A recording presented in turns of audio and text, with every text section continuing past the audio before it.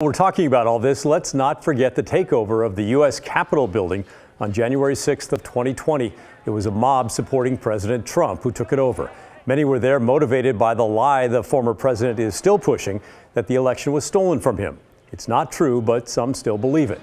Which brings us to Oregon Republican candidates for governor. We're asking them that simple question. Did President Trump have the last election stolen from him? Again, the factual answer is no, but it is tricky for some who don't want to turn off the hardcore Republican base here in Oregon, which clings to that false belief. And some cling to that belief themselves. Bob Tiernan is up first. Do I think President Trump lost the election? Yeah, I think he lost the election. And I think it was a combination of reasons.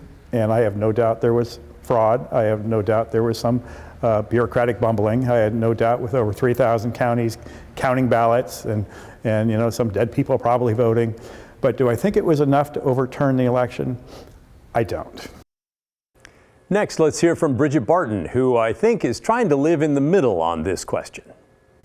I don't know, and neither do you, and neither does anyone out there.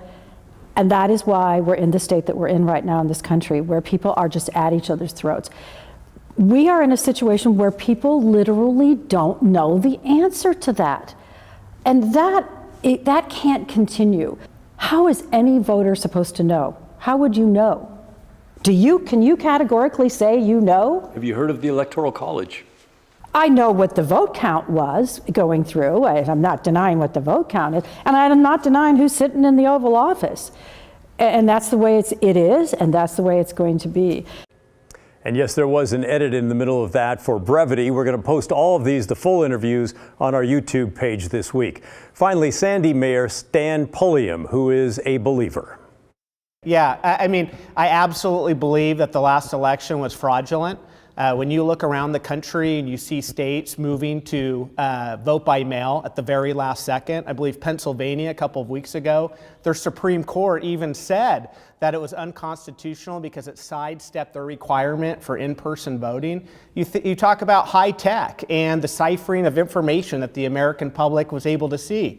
Just this last week, we were talking about Hunter Biden. All of a sudden, the New York Times did an article talking about substantiating the laptop and that issue.